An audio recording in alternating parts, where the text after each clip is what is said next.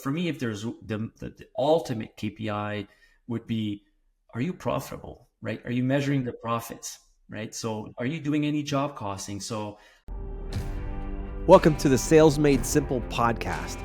This podcast is dedicated to helping overwhelmed outdoor living professionals, landscapers, and hardscapers just like you increase your closing rate to over 75% without doubling your workload so you can build a seven-figure business that doesn't need you.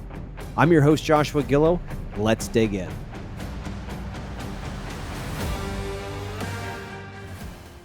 Hello, everybody, and welcome back to the Sales Made Simple podcast.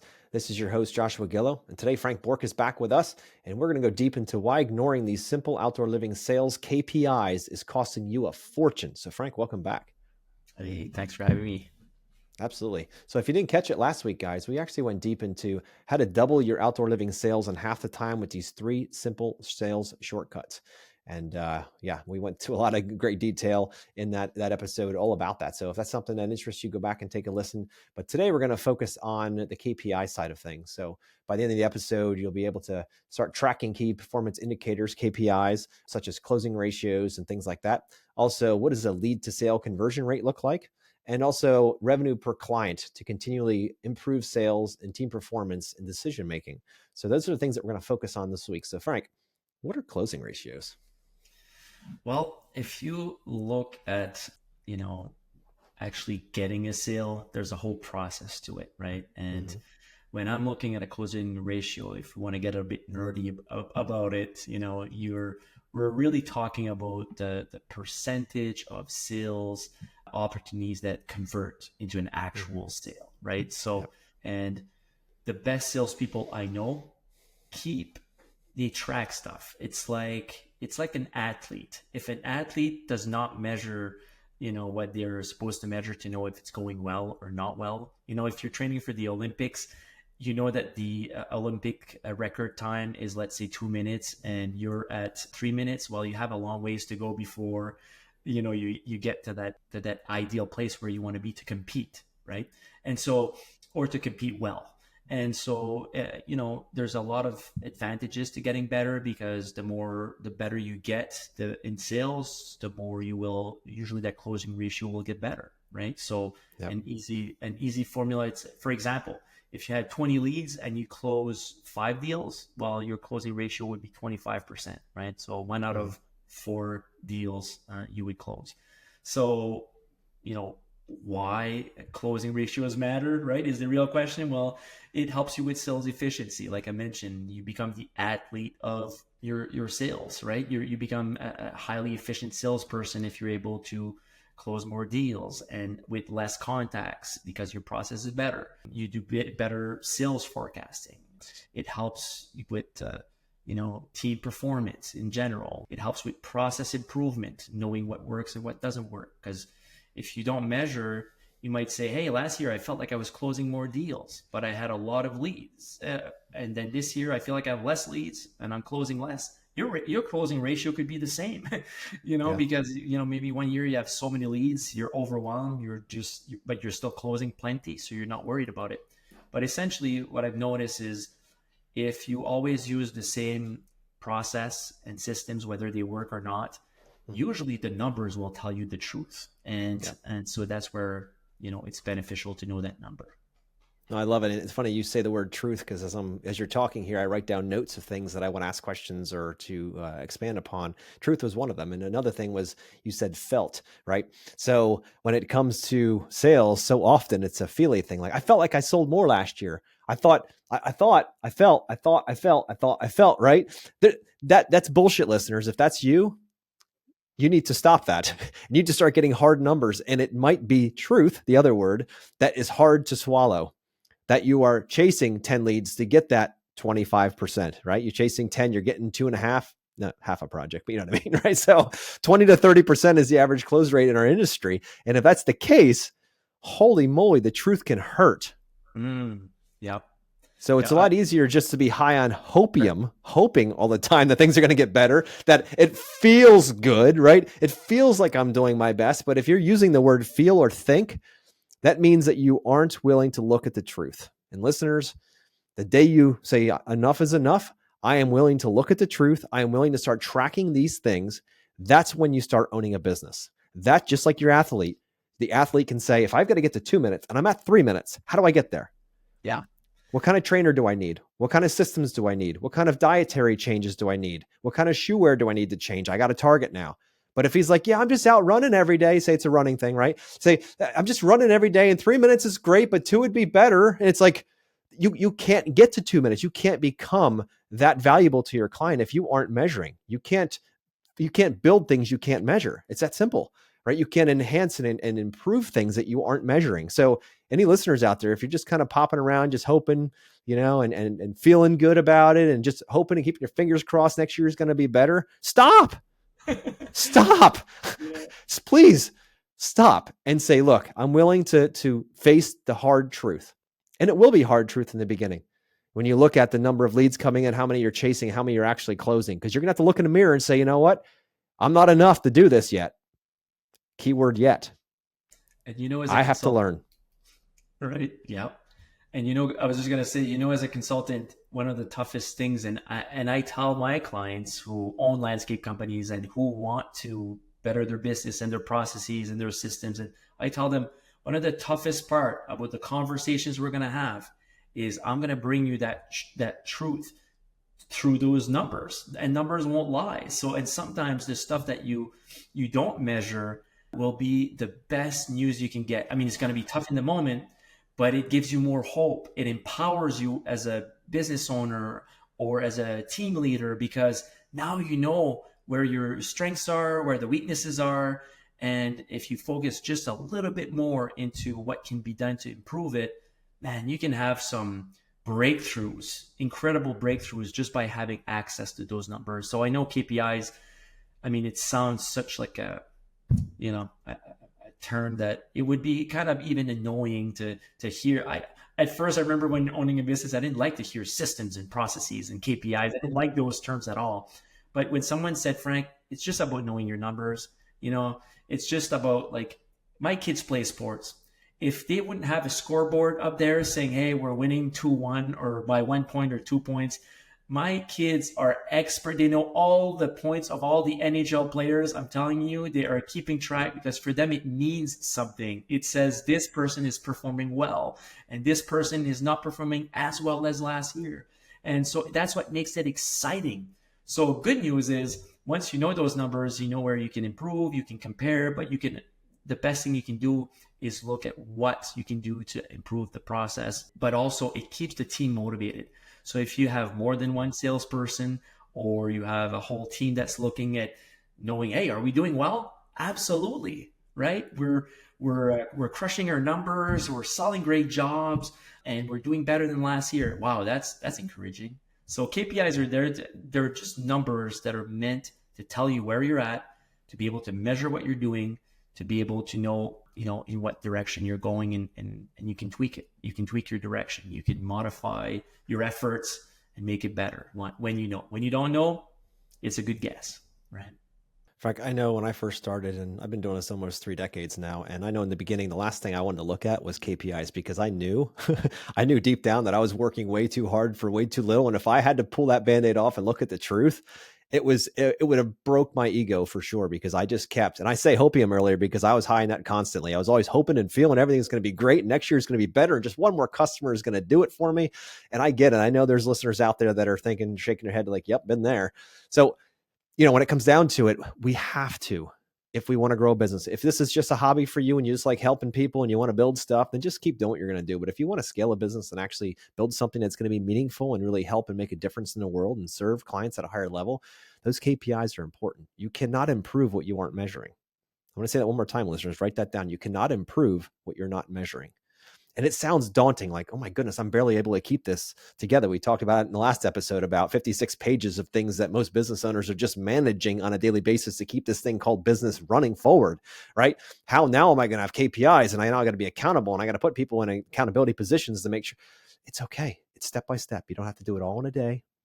You just stop. The first thing, and I would love to hear, actually, before I say anything for once, Frank, what would be the first step you would suggest to one of your businesses that you're coaching, like how to start KPIs? Which one should I start with? Which is the most valuable in the sales cycle? we just mentioned the closing ratio. That's an important one to know because that's how that's your time management. Are you managing well your time, and how much happens with the time that you're spending doing what you're doing? So that's a great one. But the easiest KPIs when we just look at, okay, there's revenue. Obviously, some people will say, hey, we've sold so many jobs, great. But for me, the ultimate KPI would be, are you profitable, right? Are you Yeah. measuring the profits? Right. So are you doing any job costing? So how many times do we go? Well, I've seen myself go through seasons, a full landscape season, and not know if I've been profitable on any jobs. I know I was, but I don't know which job. I don't know Done by that how too. much. Right? Oh yeah. I don't know by how much. I don't know where I need to improve. I don't know if I'm better at doing pavers or retaining walls in terms of efficiency and profit. I don't know if I should be selling less of a service that I'm not profitable at. I remember when I started doing pools. Installing pools was not profitable at all for the first one or two pools that went into the ground because first of all, it's about knowing how much to price first and foremost. But it's if you don't know at the end of I guess at the end, you don't know how much you're going to make and you don't know how much profit that's going to bring you. And you don't know if it's even worth your time. And so, man, you mentioned pain. It was the most painful, but the most rewarding experience to learn where I was profitable. I remember in the 2008, 2009 recession, at that point, we had 110 employees. And just like within a month or two, we realized that we were going from like an average of 72 phone calls per day coming in to less than 10. And so we realized, wow, and they're not all leads, but they were just we were measuring calls. If anything, it wasn't a good measure, but it was just we noticed that it just dropped to nothing. So for us, we had to cut, and it was scary because we were like, okay, well, what are we doing that's profitable? And so we started measuring, okay, which service. We noticed we were really good with hardscape, so we stuck with hardscape. We noticed that we were not as profitable when we were doing, let's say, the softscape, so we started subcontracting that part of it. Just we were in crisis mode and survival mode, but that's the worst time to learn. So let's say you feel like the season have slowed down. Some important KPIs is first and foremost is what we're doing profitable. Are we recovering what we need to recover to be profitable? So obviously, we're talking about your revenue, yes, but most importantly, your profit. Then you can look at the time. If you bid a job for 2 days and you're there for 3 days, that's an important KPIs. The time invested. And how much are you doing your revenue per hour? If you're very efficient, your revenue per hour goes up because you can get more done within some time. So, there's a lot of KPIs. If we're just focused on sales, I think, if you want to start simple, you have to figure out and find out if your efforts are in the right place. And so closing ratio is important. Your profit is another. So job costing becomes a big part of it. Absolutely. Absolutely. No, I love that. And you're absolutely true. Because it all starts with the sale, right? To bring that lead and convert it into an actual selling situation where you can then add value and make a profit, right? But if you're building retaining walls left and right, selling them like crazy, but not making any money, then what are you doing? At the end of the day, the business has to have money left over to pay bills and to grow. If it doesn't have it, it's the lifeblood of the business, cash flow, right? So it is very important to make sure you have your eyes on those things. And I raised my hand earlier because I remember in the first probably 10 years, I don't even know I can say that on live into the world on this podcast, but probably the first 10 years, dude, I would set a sales goal for the year. Halfway through, I might do like a profit and loss look, like a quick look, like, I don't know what it's going to say. I know I've been working my ass off over here. Crap. Like we're never going to hit that $500,000 by the end of the year, man. We're at like 250 right now. And I don't see any more work coming in. So I just kept the book shut. I didn't want to look in them. Right. I'm like, and I'm just going to pray that it's going to happen. God's going to make it happen for me. Right. So, And the crazy part is by the end of the year, oftentimes it did, but there's times when it didn't. And then I was like, I'm not setting goals for next year. That sucks. There's too much accountability, too much pressure. I just want to go out there and do this because I love building cool stuff. Right. Yeah. But that was because I was mentally more of a hobbyist than a business owner at that time. Right. And once I realized that KPIs, when you make that transform Tuesday, when you make that transfer, for me, it was about $1 million in revenue. Once I hit about $1 million in revenue, I started saying, all right, I got to put my big boy pants on here. And what are the other guys doing that scale businesses? And it's, well, You got to know that KPIs. You can't just hope your way into, 2, 4, 5, 10 million. You can't do that. At this point, it becomes a business. So the question is, do you want to stay a hobbyist? There's nothing wrong with that, listeners. If that's your thing, stay there. But if you want to scale a business, you can't act like it's a hobby anymore. You actually have to look underneath the hood and deal with the fact that that might be ugly and it might be beautiful. We don't know, but you actually have to face that. You have to face the truth of what those numbers are telling you. And if it says you're not profitable, well, then you got a profitability problem. That's a production problem. That's also ultimately a sales problem. You're not selling it for enough, or you're not building it fast enough, right? So, and if you're having 75 phone calls come in, right, and you're only closing 10% of them, 7 of them, what the hell are you doing with the rest of that time? Like, oh my goodness. A KPI quickly puts that into perspective. You're like, oh boy. I mean, I've talked to people that have called. We coach, we're blessed to coach, companies around the country, hundreds of them. And it's amazing when it comes to the average, like I've always mentioned, is 20 to 30% closing rate. Some I've heard as low as 10, 15%. Right. And I'm like, okay, there's no judgment here. That's not the point. We have a starting point. I'm glad you know that number. Now the question is, what do we need to do to empower your team to get that up, to double that? And then double it again, right? To keep adding to that and adding to that. Because it's all in process, Frank. You and I know that because we've been through this. But a lot of listeners don't. They think, oh, now I got to go to some sales school, or I got to go figure out how to become a witch so I can just sprinkle something on something or wave a magic wand and make things happen. No, it's all in process. Once you learn how to have a conversation with customers, ask the right questions, right order, get all the information you need up front, and set expectations early on and get to know that client deeply, the rest takes care of itself. The client closes themselves.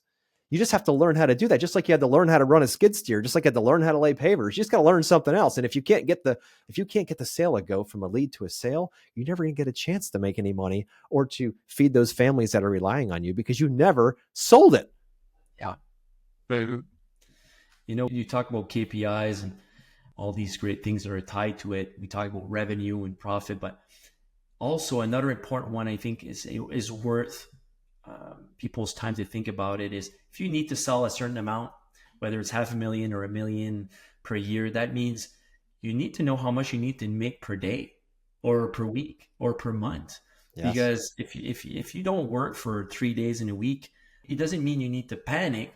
Because if your budget is based on, let's say, working 18 days a month and not 25 and all the weekends, and so it comes back to knowing how much does your business need to function profitably every day or every week and every month, and keeping track of those. And so if you're not hitting those targets every month, you can know, okay, next month's going to be a bigger month because we need to do this and this. You can adjust. You don't have to wait till the end of the year to say, hey, we're 10 days behind, and all of a sudden snow flies for people who live up north. But there's not as many surprises when you keep track of some of these numbers that tell you, hey, push a little bit more here or adjust, course correct over here. And it's one of those things where you don't need or to put yourself in a situation where you feel like you're always reacting and putting out the fires. That's what the numbers are there to tell you, right? It's like a red flag. It's exactly what it is. It's red, green, yellow flag, whatever it might be, but it's a flag. It's giving you information. It's like driving a car without a dashboard. Yeah. Like, I don't know when I need gas. I don't know when the engine's overheating. I don't know when, if the blinker's you don't know anything. That's why the dashboard is there. That's what you need with the company, is to have these KPIs as a dashboard. And as you were talking, if you were to say, look, I need to make, $1 million this year is my target. And you say, break it down monthly. Well, if you do that percentage wise, 100% divided by 12 is 8.3%. That's great. So each month you're like, I need to see 8.3% increase every month. And then cumulatively over 12 months, it'll give me that full 100%, whatever that number, $1 million, 500,000, 5 million, whatever it is. That's great. The problem is, Frank, and I used to try to do this and it drove me nuts, seasonality, right? Yeah. When you're thinking about it, you're like, all right, well, here in Pennsylvania, we work 9 months. We're off 3 roughly, right? So in the wintertime, you're like, oh boy, maybe you get a couple deposits, thing looks great. And then next thing you know, midsummer starts to choke out and you're way behind. And what I found is, and I'm sure you can back me up on this one, but what I found is that certain months historically produce better results. In the winter, you may have a higher income because you're getting a lot of deposits from clients. And then maybe in the spring you have less or more, maybe in the summer, less or more. We don't know that. So if you can do a historical deep dive, just 3 years in it, just take 3 years and look at your track record, you won't probably put 8.3% on every month. No. The KPI for that month, maybe January is 10%, maybe February is 2%, and maybe March April and May are all 17%. Like you do the math, eventually it equals 100, but you can then have something more realistic so that you're not driving yourself nuts. Cause that's what I tried to do in the beginning. And I'm like, man, I'm crushing it. This is amazing. Then you go on sleep mode because you're like, this is going to be easy, this business thing this year. And then all of a sudden it goes from feast to famine. And you're like, oh crap, like we're 10% behind. What are we going to do? I barely got the phone ringing now. And you're going, but if you know historically what your market looks like and when the money's come in, then you can take that 100%, allocate it to the right months, and you can track that better. Again, KPIs. And then you'll know if you're halfway through the year and you're not halfway to your goal or more, we got to make some changes. Let's not wait until the last week of December to make a change. Let's do that at the end of March or April. Maybe it's a new marketing strategy. Maybe it's an update to the website. Maybe it's some other way. Maybe it's learning how to sell, right? Do that ahead of time so that you can be ahead of this game. So KPIs give you clarity and they give you certainty. Yeah. Those are the things you don't have if you don't have KPIs. Yeah, well said. And they help you plan. Like you said, if you know that 40% of your leads or 50% come in 3 months, then you know it's going to be the busy season. You can be ready for that busy season. And in other parts of the season, so I tell my clients sometimes, Mike, it's funny how some people will focus all their marketing campaign for April, May, and June, but I'm like, you're already getting a lot of leads then. You can put maybe some marketing dollars for earlier when you have more time to sell jobs in the winter, or like it can help you just plan and make some projections and not panic. I see people panicking every month of August or July and say, there's not a whole lot of leads coming in, but I'm like, hey, look, historically, you didn't have a whole lot of leads coming in July and August anyways, it goes up in September. So you can get ready for that. So exactly, historical, that data, I'm just looking back a little bit, keeping track of it. It serves for educating the team as well, and planning and putting the right efforts at the right time. 100%. And, we talked about, the revenue side of things. So that's what I was talking about, the 8.3% over the 100%, per month times 12 months, and how you can allocate that differently per month. But your same thing you can do with your leads, to your point. If January, you don't get a whole lot of leads, but February, March, historically, you see 20 leads come in, whatever the number is, right? But that year after year, then okay, well, this year, and I know it flexes a little bit with weather and economy and all that stuff. But if you're halfway through your year and you find that you have like 10% of the leads you normally do, I'd be asking questions like, why? What's going on? Did we change something? What did we change? What do we need to change? But not waiting until the end of the year and being like, man, we've won $1 million, but we got 750 and we barely made any money on that. You waited till the end of the year to look at that. Halfway through the year, the yellow flag was up or the red flag was up, and you'd be like, hey, it's just waving in the wind. You're just ignoring it. All because of the times that would have been spent better. Instead of chasing leads that aren't saying yes, you can be focused on inside your business and working on it to figure these things out, set up KPIs, simple processes that others can be tracking this stuff for you so that you can sit down once a week, once every 2 weeks, or once every month with your team and having the conversations, those hard conversations. Is it working? Is it not working? If it's not working, CEO, figure it out. Get your team involved. Figure out a way to solve this problem. Hire a coach. Find a process. Read a book. Something. Don't go to sleep at the wheel.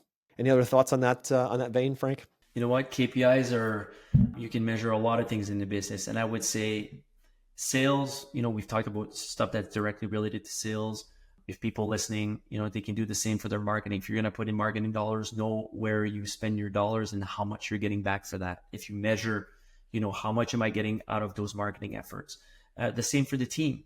How much are you getting from each crew? If you have more than one crew, is one crew producing 500,000 in production, the other one's producing $1 million. Well, in that case, if that was the case, you can look at your leaders differently. It might help you put more value on someone who brings more value to the business. So it has a lot to do with that. So you can measure each part of the business, from your administrative tasks to production to sales and marketing. And I think it's just, it can only help. So 100%. That information is gold when it comes to, directing the ship and understand what you should be investing in. Should we put more in marketing, less in marketing, more in equipment, less in equipment, more in education for our guys, or less? How can you make those decisions if you're going back to the feeling part? Or I feel like the guys could use more education. I feel like we could use new trucks. The other ones are kind of getting dingy. I feel like I should invest in this new widget. I'm sorry, but you're guessing.